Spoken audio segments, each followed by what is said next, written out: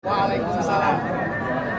Kawan-kawan semua yang setia membersamai kami, terima kasih atas kehadirannya dan kita tadi sudah menyelesaikan pembacaan permohonan dari pra-peradilan atas nama Mas Roy, Roy Suryo Noto Dipojo, tapi depannya KRMT.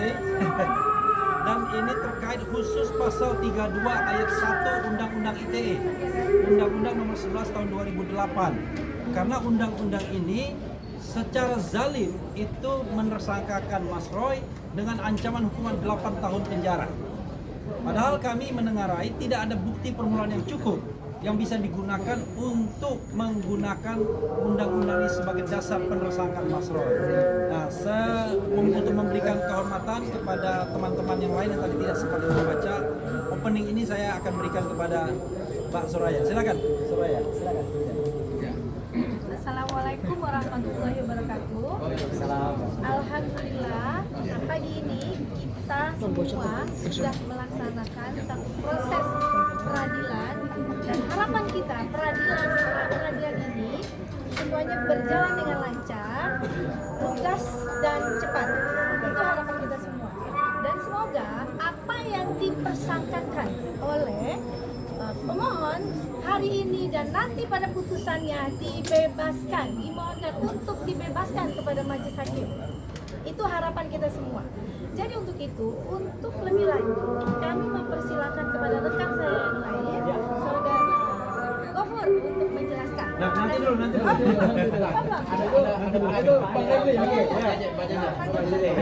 Yang belum. Jadi ini lawyer-lawyer kita ingin perkenalkan semua. Ini Erdiana namanya, alias JJ. Tadi Soraya. Silakan.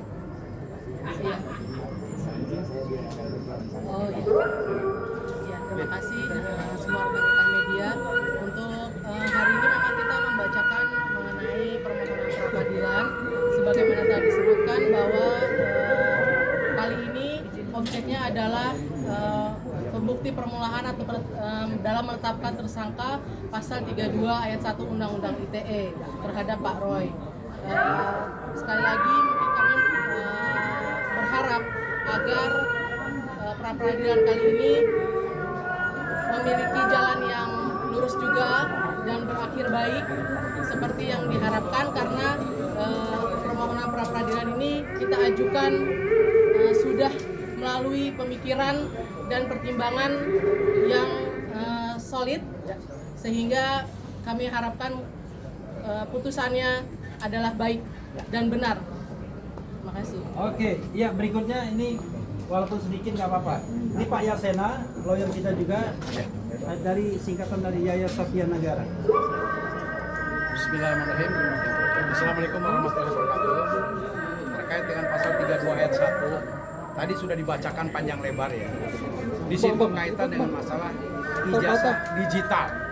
Ya, digital.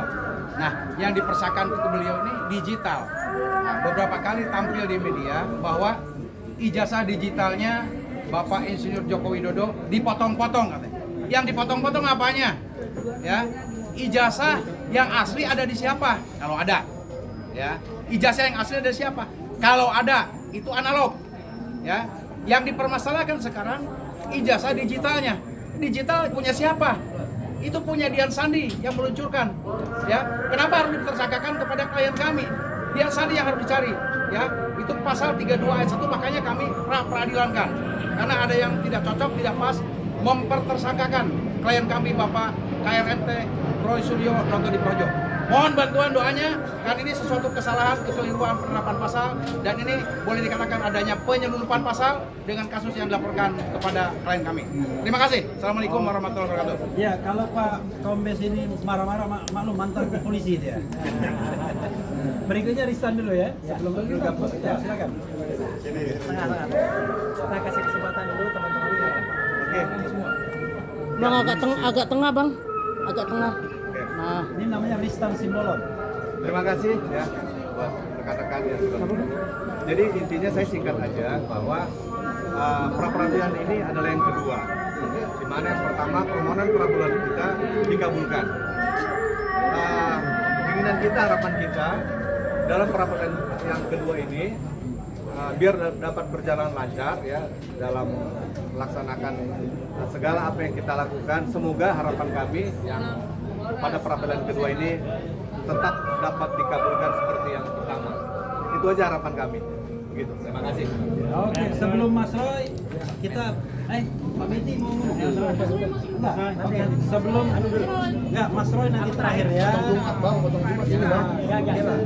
Mas Gafur dulu. Bang agak tengah bang. Bang Gofur agak tengah. Media. Ini di hadapan saya surat permohonan pra peradilan yang kedua. Jadi seperti yang tadi ditegaskan oleh Bang Ristan, ini permohonan pra peradilan kami yang kedua dan yang kami uji adalah pokok perkara. Kalau pada permohonan pra peradilan pertama yang diuji itu adalah upaya paksa penangkapan, penahanan, penggeledahan dan alhamdulillah sudah dikabulkan. Sekarang kami masuk kepada pokok perkara, yaitu kami ingin menguji bukti permulaan atau alat bukti yang digunakan oleh penyidik Polda Metro Jaya dalam menerapkan pasal 32 Undang-Undang ITE.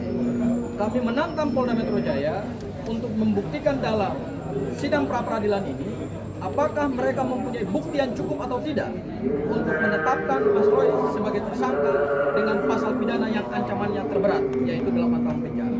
Ataukah jangan-jangan memang itu adalah suatu pasal entertain yang tidak diperkuat dengan bukti yang kuat, bukti permulaan yang cukup, atau dua alat bukti yang sah hanya karena pelapornya adalah Insinyur Joko Widodo yang kita tahu adalah mantan Presiden Republik Indonesia. Yang pertama. Kemudian yang kedua, dampak dari pra peradilan yang kami mohonkan ini tentu sangat serius.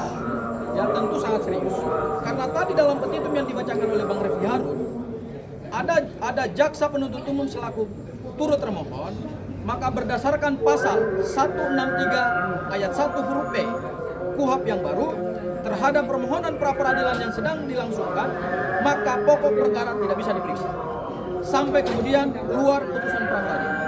Dan kalau permohonan pra peradilan, yaitu kami minta supaya hakim pra peradilan membatalkan pasal 32 Undang-Undang ITE karena tidak diperkuat dengan bukti permulaan yang cukup, bukti yang kuat, dua alat bukti minimal dalam KUHP, maka dampak seriusnya adalah jaksa penuntut umum harus mengeluarkan pasal 32 dalam surat dakwaan. Ya. Barangkali itu Bang Refli yang bisa saya sampaikan, nanti elaborasi lebih lanjut dari Bang Refli. Terima kasih. Kita sampai pada saat yang berbahagia.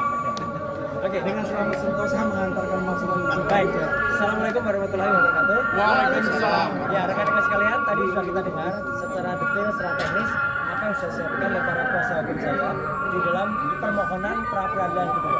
Jadi ini sebenarnya kenapa kalau teman tanya kenapa hanya singkat atau hanya satu? Meskipun singkat, ini terdiri dari 24 halaman tadi yang kita baca, ya. Yang kemarin lebih dari 30 halaman. Dan singkat tapi ini sangat bermakna. Karena ini kalau kata Mas Gafur tadi, ini disetujui atau ini dikabulkan, maka itu akan berpengaruh kepada didakwakannya pasal 32 ayat 1 kepada saya. Karena alasannya tadi jelas, Pak Yasena tadi juga sudah mengatakan apa yang nanti akan diuji itu tidak berkesesuaian antara barang fisik, barang analog dan barang digital. Jadi harapan kami ya teman-teman semua, kalau tadi ada yang bertanya apa yang mau kita harapkan dengan ini, ya kita berharap agar ini bisa mematahkan nanti pada pokok perkara, ya meskipun kita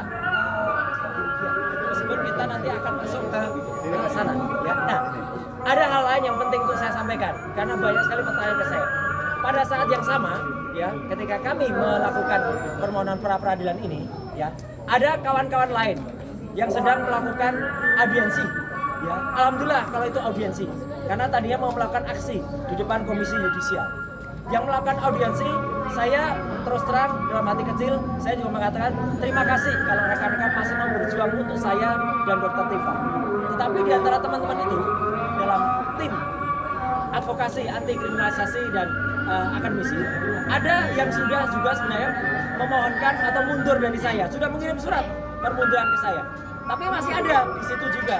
Jadi menurut saya, tolong teman-teman di TAKA juga terima kasih atas masih mau membela saya.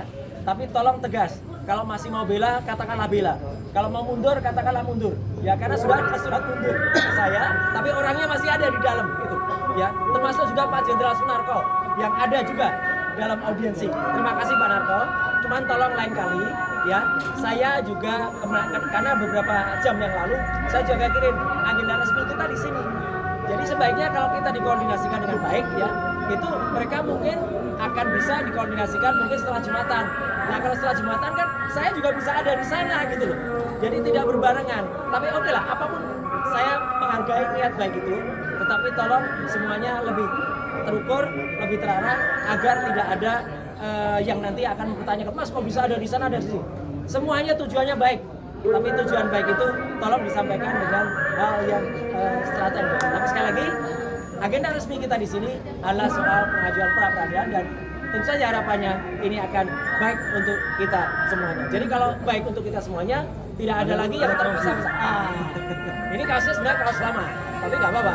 Kaos lama itu masih tetap aktual, karena kalau kemudian ada yang ke sana, ada yang ke sini, itu bagaikan apa? Bagaikan tuyul-tuyul dulu. Ini dulu ada tuyul yang beda nasib. Ada yang ke pra peradilan, ada yang ditinggal. Nah, jadi supaya jangan sampai ada yang merasa tertinggal. Ayo kita bersama-sama. Musuh kita ada di luar sana. Musuh kita adalah ijazah palsunya Jokowi. Ya, bukan kemudian musuh kita ada di dalam ini. Jadi kalau ada di dalam, nanti ada di dalam. Musuh kita yang bergambar ini. Nah, itu ya. Sekian, terima kasih. Wassalamualaikum warahmatullahi wabarakatuh.